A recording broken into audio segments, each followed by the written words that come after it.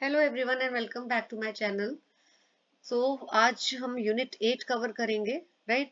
And ये जो unit है it is from class 9th introduction to financial market. जो टॉपिक है that is about why save, saving क्यों ज़रूरी है, ठीक है। सो सेविंग को अगर आपको डिफाइन करना है, पेपर में डेफिनेशन आ जाती है, तो आप कौन सी डेफिनेशन लिखोगे कि saving is can be termed as disposable income after taxes minus spending.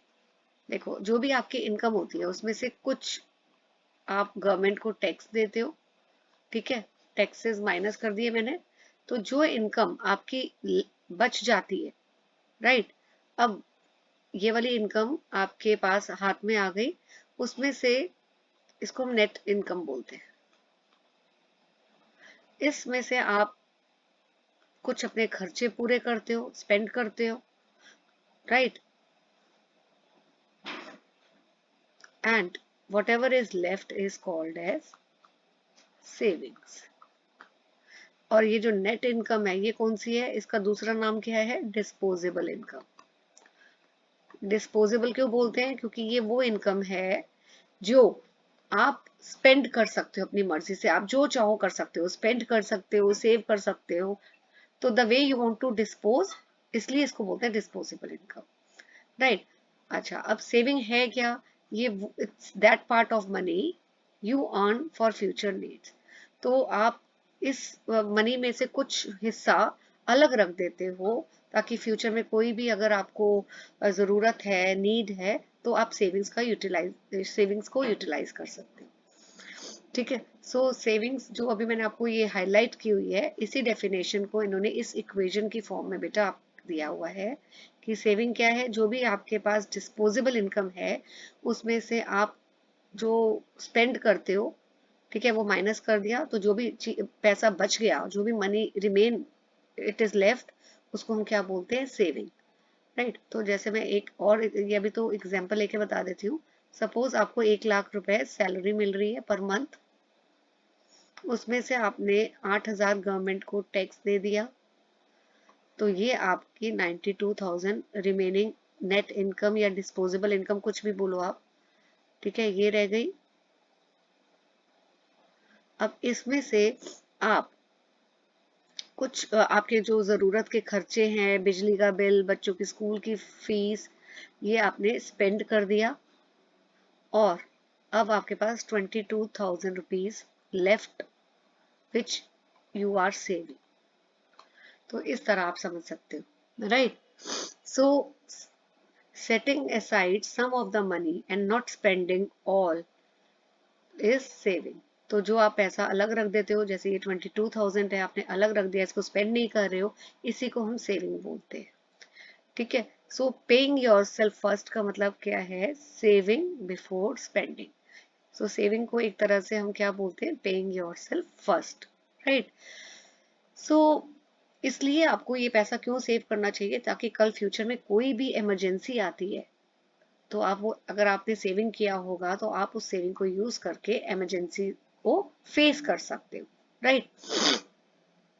एक और बेनिफिट है सेविंग का कि जो भी मनी आप सेव करते हो उसमें आपको क्या मिलता है, इंटरेस्ट। और इंटरेस्ट का क्या बेनिफिट है, इंटरेस्ट से मनी जो है वो ग्रो होती है। जैसे आपने सपोज 1,000 रुपीज सेव किया और उस 1,000 रुपीज में आपको 10% इंटरेस्ट मिल रहा है, तो 10% कितना हो गया बेटा, 10% आपका हो गया 1,000 पे 100 रुपीज, तो ये आपको 100 मिल रहा है इंटरेस्ट, ठीक है। और आपने सेव कितना किया था, ये, तो आपका अब मनी जो है वो कितनी ग्रो हो गई, अब सिर्फ 1,000 नहीं रही, आपको जो आपने सेव किया था उस पे आपको 100 रुपए इंटरेस्ट पे मिला है, तो आपकी मनी जो है वो ग्रो होके हो गई 1100, that is 1,000 plus 100, right. Now there are generally two types of interest you can earn। एक तो होता है सिंपल इंटरेस्ट और दूसरा होता है कंपाउंड इंटरेस्ट, उसका भी हम आगे पढ़ेंगे। ये कंपाउंड इंटरेस्ट। अब सिंपल इंटरेस्ट क्या होता है बेटा, ठीक है, जब भी आप मनी बोरो करते हो, आपने सपोज बैंक गए, बैंक से मनी बोरो की, बैंक आपको मनी यूज करने दे रहा है तो उसके बदले में वो आपसे कुछ अमाउंट चार्ज करेगा, उसको हम बोलते हैं interest, right? So when money is borrowed, interest is charged for the use of that money, right? So अब जितना अमाउंट बैंक आपसे चार्ज करेगा इंटरेस्ट का, वो डिपेंड करता है कि इंटरेस्ट का रेट क्या है, आप कितना अमाउंट बोरो कर रहे हो बैंक से, और कितने टाइम के लिए बोरो कर रहे हो। मैं एक बार रिपीट कर देती हूँ इस चीज को, राइट? ओके,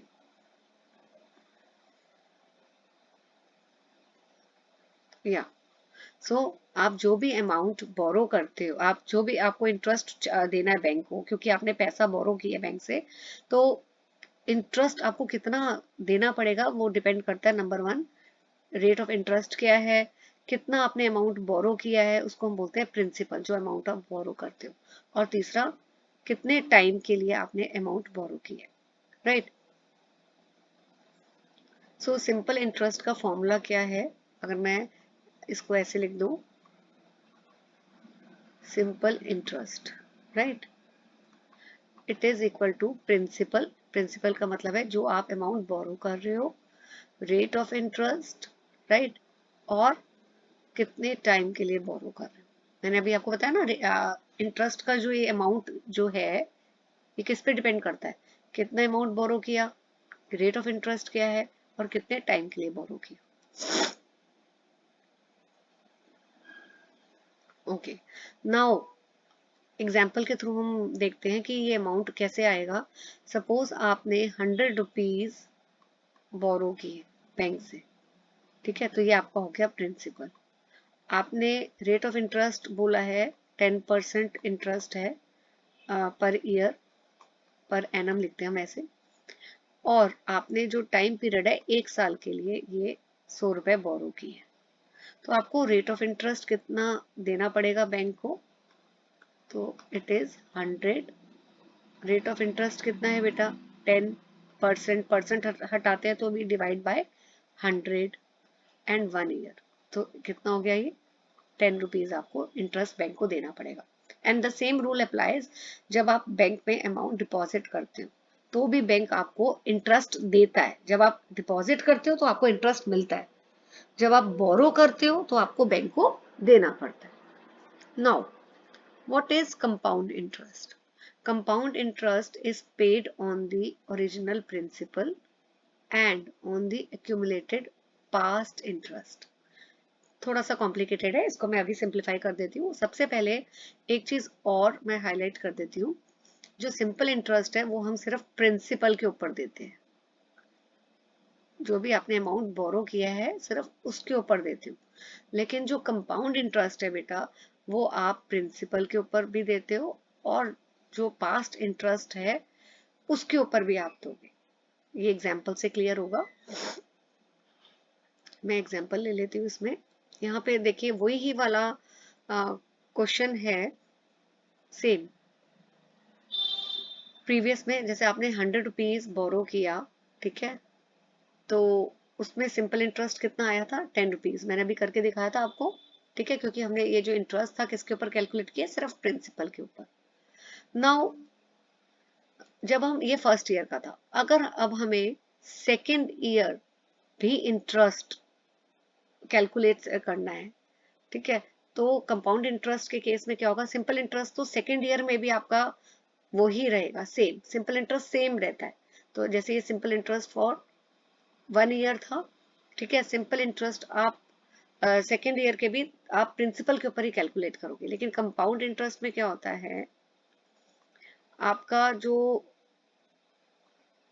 प्रिंसिपल था वो पहले कितना था, 100, और फर्स्ट ईयर में आपको इंटरेस्ट कितना मिला था, 10 रुपीज, तो टोटल अमाउंट कितना हो गया, इट इज 110।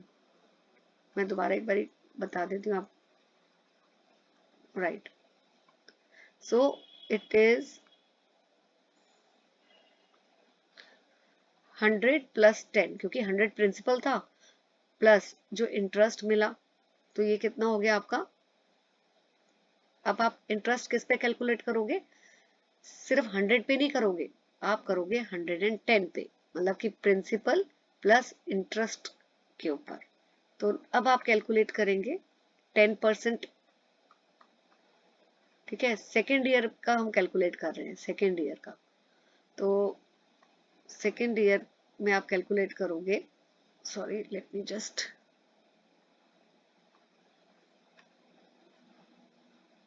या तो एक साल के लिए आप कैलकुलेट कर रहे हो,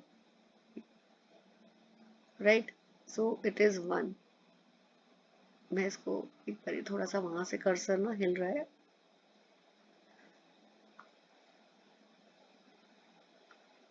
तो एक इधर कट गया, तो कंपाउंड इंटरेस्ट हो गया 11 रुपए।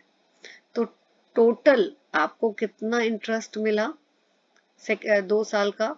तो पहले साल तो मिला था 10 रुपए, और सेकेंड ईयर आपको मिला 11 रुपीज। तो टोटल इंटरेस्ट कितना हो गया? 21। ये फर्स्ट ईयर में मिला था और ये सेकेंड ईयर में मिला। तो अभी इतना ज्यादा कैलकुलेशंस नहीं आपको करनी है पेपर में। सिंपल आपको, अगर कोई if somebody asks you what is the difference between simple interest and compound interest, तो आपको सिर्फ यही याद रखना है कि सिंपल इंटरेस्ट प्रिंसिपल पे ही कैलकुलेट होता है, राइट। लेकिन कंपाउंड इंटरेस्ट जो है बेटा, वो प्रिंसिपल प्लस इंटरेस्ट पे कैलकुलेट होता है। तो देखो, जैसे और मैं क्लैरिटी दे देती हूँ, यहाँ हमने सिंपल इंटरेस्ट कैलकुलेट किया था फॉर फर्स्ट ईयर, 1 साल का है। जब हम सेकेंड ईयर में कैलकुलेट करेंगे सिंपल इंटरेस्ट, तो वो अगेन सिर्फ प्रिंसिपल पे कैलकुलेट होगा। सेकेंड ईयर में भी प्रिंसिपल वही है और रेट ऑफ इंटरेस्ट, और 1 साल का कर रहे हैं हम अगेन सेकेंड ईयर स्पेसिफिकली। तो फर्स्ट ईयर का हम कर चुके हैं, अब सेकेंड ईयर में क्या होगा, फिर से 1 साल के लिए हम कैलकुलेट करें, तो it is how much? 10 rupees. तो सिंपल इंटरेस्ट सेम रहता है। तो टोटल इंटरेस्ट कितना हो गया फर्स्ट और सेकेंड ईयर का मिला के? 20 रुपीज। लेकिन कंपाउंड इंटरेस्ट में ऐसा नहीं है। कंपाउंड इंटरेस्ट में जो फर्स्ट ईयर का, अगर आप देखोगे इंटरेस्ट कितना है, फर्स्ट ईयर में कितना मिला था आपको? 100 प्रिंसिपल और 10% फॉर 1 ईयर, तो अगेन 10 रुपीज मिला था। लेकिन सेकेंड ईयर में जब आप कैलकुलेट करोगे, सिंपल इंटरेस्ट में तो आपने क्या किया था, सिंपल इंटरेस्ट में आपने फिर से प्रिंसिपल पे ही कैलकुलेट किया था। यहाँ आप प्रिंसिपल पे नहीं करोगे, आप प्रिंसिपल 100 प्लस 10 रुपीज जो इंटरेस्ट मिला था वो दोनों लोगे और फिर कैलकुलेट करोगे, तो वो आ गया 11 रुपए। तो टोटल इंटरेस्ट कितना हो गया? It is 21 rupees. I hope I am clear, ठीक है। तो सिर्फ आपको याद रखना है कि सिंपल इंटरेस्ट प्रिंसिपल पे कैलकुलेट होता है और कंपाउंड प्रिंसिपल प्लस इंटरेस्ट पे होता है। तो ये एक कैलकुलेशंस दी हुई है, राइट, कि इसको यू कैन कैलकुलेट कि सिंपल इंटरेस्ट। देखो यहाँ पे एक चीज इस टेबल के थ्रू मैं आपको एक्सप्लेन कर देती हूँ कि यहाँ पे ये देखिए 100 रुपीज सेव किए थे और 8% रेट ऑफ इंटरेस्ट है। तो सिंपल इंटरेस्ट कितना मिलेगा फर्स्ट ईयर में? 100 इंटू 8%, और 1 साल का कर रहे हैं तो 8 रुपीज हो गया। फिर दोबारा हम प्रिंसिपल पे ही कैलकुलेट कर रहे हैं, प्रिंसिपल चेंज नहीं हो रहा, सेम है प्रिंसिपल, यहाँ पे फिर से 8 है। फिर हम थर्ड ईयर के लिए भी करेंगे तो प्रिंसिपल रिमेन्स द सेम, तो ये फिर से 8 रुपीज है। तो सिंपल इंटरेस्ट रिमेन्स सेम, आप देख सकते हो पूरी जगह 8 रुपए ही। और यहाँ पे प्रिंसिपल कितना था? 100, तो 100 में आपने 8 रुपीज ऐड किए, आपके पास 108 हो गया, राइट। अब कंपाउंड इंटरेस्ट देखो चेंज होता जा रहा है ना।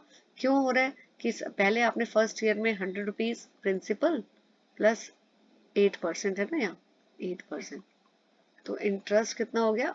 8 रुपए, ठीक है। और लेकिन जब आप सेकेंड टाइम कैलकुलेट करोगे तो सिर्फ प्रिंसिपल पे नहीं करोगे, ये 100 रुपए प्रिंसिपल के और 8 रुपए जो इंटरेस्ट मिला था, दोनों पे कैलकुलेट करोगे, right. So this way you are going to calculate. तो ये चीज आपको ध्यान रखनी है कि जब आप कंपाउंड इंटरेस्ट कैलकुलेट करते हो तो कंपाउंड इंटरेस्ट करते हो प्रिंसिपल प्लस इंटरेस्ट के ऊपर, that you have to remember, right. तो ये आता है आपका, दिस इज 8.64, जिसको राउंड ऑफ करके 9 किया हुआ। Now this principle is very important, rule of 72 और डबलिंग पीरियड। तो अगर आपको ये पता लगाना है कि आपका जो पैसा है वो कितने सालों में डबल हो जाएगा, आपकी सेविंग्स कितने सालों में डबल हो जाएगी, तो आप रूल ऑफ 72 या डबलिंग पीरियड भी यूज कर सकते हो। इसमें कैसे आप पता लगाओगे कि आपका जो सेविंग्स है वो कब डबल होगी, कितने टाइम पीरियड में? तो आप इसमें क्या करोगे, this you can, I am just highlighting this, by dividing 72 by rate of interest। तो आपको आइडिया हो जाएगा कि आपकी सेविंग्स जो हैं कितने सालों में डबल हो जाएंगी। मैं एग्जांपल के थ्रू बता देती हूँ। जैसे आपने सेविंग्स किया 100 रुपीज और रेट ऑफ इंटरेस्ट हर साल का 8% है।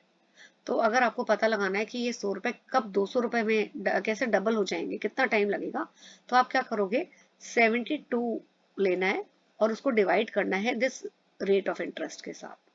तो इट इज 9, तो 9 ईयर्स में आपका जो पैसा है वो डबल हो जाएगा। That is called as doubling period और rule of 72, right. So summary हम पढ़ लेते हैं। सेविंग्स किसके बोलते हैं? सेविंग्स क्या होती है? जो भी आपके पास पैसा है टैक्सेस देने के बाद, उसमें से जो हम स्पेंडिंग माइनस करते हैं उसी को सेविंग्स बोलते हैं। डिस्पोजेबल इनकम क्या होती है? डिस्पोजेबल इनकम कौन सी होती है? जिसको या आप स्पेंड कर सकते हो, कंजम्पशन मतलब स्पेंड कर सकते हो, या सेव कर सकते हो। ये सब इक्वेशन से ही आया है। PYF का फुल फॉर्म जरूर कर लीजिएगा, पेइंग योरसेल्फ फर्स्ट। इसका मतलब है वो saving that you do before spending। And simple interest मैंने आपको बताया है, प्रिंसिपल पे ही मिलता है। कंपाउंड इंटरेस्ट प्रिंसिपल और इंटरेस्ट के ऊपर कैलकुलेट किया जाता है। So this is all in this video. Thank you for watching. Please hit the like button and share the content, share the channel with your friends, and do subscribe to it. Thank you.